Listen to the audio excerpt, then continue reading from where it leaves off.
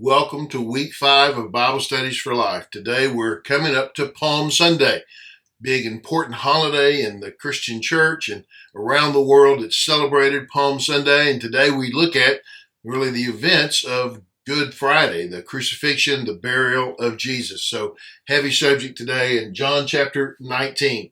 Okay, before we dive into this passage, be sure and like, comment, share, subscribe to our channel. If you haven't already, subscribe to our channel. We're looking forward to hitting 1,000 subscribers. Maybe we're already there by the time this drops. I don't know. We're getting close. But let's dive in now to John chapter 19. So it says, Then he handed him over to be crucified. This is Pilate handed him over to be crucified. Then they took Jesus away. Carrying the cross by himself, he went out to what is called Place of the Skull, which in Aramaic is called Golgotha. There they crucified him and 2 others with him, one on either side, with Jesus in the middle. Pilate also had a sign made and put on the cross. It said, Jesus of Nazareth, the King of the Jews. It's interesting when you read the gospel accounts. There are similarities and there are unique things that you find in each of the different Gospels. There are some things in the Gospel of John that aren't found in Matthew, Mark, and Luke, and vice versa. And it's just interesting what stands out to them and what they chose to include in telling this story. And here we see so much of the involvement of Pilate in what happens in the crucifixion of Jesus. First, he's the one that hands Jesus over. He's the one who gives Jesus to be crucified. That had to happen because the Jews couldn't do this on their own. This was a Roman penalty. It says, then they took Jesus away and they carried the cross by himself. So he doesn't mention Simon of Cyrene here, right? But he talks about the place where they went, Golgotha, the place of the skull. This place of the skull, which we sometimes call Calvary, which is the Latin transliteration of the Latin word for this, okay? There they crucified him and 2 others with him, right? The 3 that were there, one on either side, Jesus in the middle. So he's really given us a lot of the details, right, of what happened. But this little detail that he puts here in this last part of this passage, I think is important to me, just because it talks about, again, Pilate's involvement. Pilate had the sign made and put on the cross. You know, Pilate is the one who had him sent, and Pilate's the one who had the sign made. Pilate is the one who was carrying out this crucifixion, and Pilate is the one who puts the sign up that says, the King of the Jews. That's Pilate's name for Jesus, the King of the Jews. You know, this had to make the Pharisees, the Sadducees, the Sanhedrin Council, the scribes and the teachers, they had to be so mad. Right? That Pilate puts this name up, the King of the Jews. Unbelievable that he would do this. How disrespectful that he would do this. But that's certainly what happens. We have Pilate here, the King of the Jews. So, after this, when Jesus knew that everything was now finished, that the scripture might be fulfilled, he said, I'm thirsty. A jar full of sour wine was sitting there, so they fixed a sponge full of sour wine on a hyssop branch and held it up to his mouth. When Jesus had received the sour wine, he said, it is finished. Then bowing his head, he gave up his spirit. Okay, there are several things that Jesus says from the cross, 7 sayings from the cross. Here are a couple of those that John records and that we have as part of our study today. The first one of those is when he asks, I'm thirsty. He makes this statement, I guess, I'm thirsty, okay? He's about to say his last phrase, and he wants to be able to say it clearly, right? So they give him this sour wine on the hyssop branch. They hold it up, and then when Jesus had that, he drank that, his mouth was watered somewhat. He says, it is finished. This is that great Greek word, tetelestai. It is finished. I always, when I think of this, I don't think of it as a resigned, it is finished, it's over, finally this is done, I've finished this, but a statement of triumph. It is finished. I've done what I came to do. I completed the task that the Father gave me. I've done all that was put before me. Everything that was asked of me, I have done. It is finished. The act of taking all the sins of the world upon me and dying for all of creation. It is finished. I've done that. This is the great statement of triumph for Jesus. Even though at the moment he gives up his spirit, it appears to be a moment of defeat. It appears to be a moment of complete resignation. I did what I could do and it just couldn't finish. I couldn't do it, but it is not. It is a statement of victory.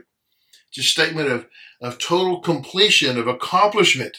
It is finished. Everything that had been given to him to do, he had done. It is finished. This is even then, he gave up his spirit. This last line, right? He gave up his spirit. That's total control. Jesus gave his life. His life was not taken from him. He decided when he would die. He decided when he would die. And all of this has been done. I have nothing else to do now. It is finished. I'll die. This is who he is, right? John 19:38. After this, Joseph of Arimathea, who was a disciple of Jesus, but secretly, because of his fear of the Jews, asked Pilate that he might remove Jesus' body. Pilate gave him permission, so he came and took his body away. Nicodemus, who had previously come to him at night, also came, bringing a mixture of about 75 pounds of myrrh and aloes. So here you have these two Jewish leaders who step up at this moment to take the body of Jesus. And you see that Joseph is someone who was a disciple, but he had been secret because he was afraid of the Jews, but he goes to Pilate. He comes out of this secret closet that he had been in where he was hiding his own desire and will to follow Jesus. And now he comes public with that. He goes to Pilate and he asks for the body. And Nicodemus, remembered him from John chapter 3. We can't forget. Remember, Nicodemus comes to Jesus at night so as not to be detected, so as to be able to have a conversation with Jesus without all the other people around. And he asked him the questions about being born again and trying to understand all of that. And the great conversation they have in John chapter 3. Nicodemus also joins Joseph of Arimathea to take the body of Jesus and lay it into the tomb. So they have this mixture of aloe and myrrh and all this. They take Jesus' body, wrap it in linen cloths with the fragrant spices, according to the burial custom of the Jews. There was a garden in the place where he was crucified. A new tomb was in the garden. No one had yet been placed in it. They placed Jesus there because of the Jewish day of preparation, and since the tomb was nearby. They're going through, they say, the customs of the Jews, right? Which customs were these? These were the burial customs. Why were they going through the burial customs of the Jews? Because Jesus was dead. This is why.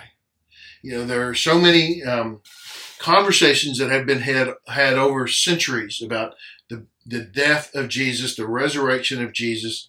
There can be no doubt that every event that occurred after the cross, before Sunday, was centered around the idea, the belief, the fact that Jesus died. The sticking of the spear into his side, the taking of his body down off the cross. They didn't take his body off the cross until he was dead. The giving him to these two men to take care of. Well, they wouldn't do that unless he was dead. The wrapping of his body in all of these linens and spices and all of that, they did that for people who were dead. The placing of his body in a tomb, they did that for people who were dead. Every action, everything that is recorded in history that we see after the cross, before Sunday morning, gives evidence to us that Jesus was indeed dead, that everyone knew he was dead. It wasn't just that they thought that, they knew that. This wasn't a hard thing to figure out. His body was lifeless. He was dead. When they laid him in that tomb, the belief was for everybody there that the time of Jesus was done. And this is how they end Friday. And how they enter into the Sabbath observance and the day of rest and Saturday night. It's why they show up to the tomb on Sunday morning to finish what they could not do because they were in a rush. They come to finish the work of preparing the body of Jesus for a life, the rest of eternity in a tomb. That's what they expected, right? We should not miss this fact that there was so much evidence that they all believed Jesus was dead. And this is maybe a sad way to end, right? But we know what the death of Jesus means. We know, and we know how the story ends, right? There's the great preacher, Tony Campolo. I think he's the one that's Friday, but Sunday's coming. And I know there have been others that have preached that message. It's Friday, but Sunday's coming. All right. Hey, I hope that's helped. Thanks for watching. I appreciate that. Be sure, if you haven't already watched some of the videos on how to study the Bible, pick those up as they drop also, some more probably this week. Appreciate you watching. God bless you. Thank you for teaching. Be sure and subscribe if you haven't already. Like, comment, share. You've got answers or questions, put those in the comments below. We appreciate that. Try to respond to all of them that we can. All right, we'll see you next time.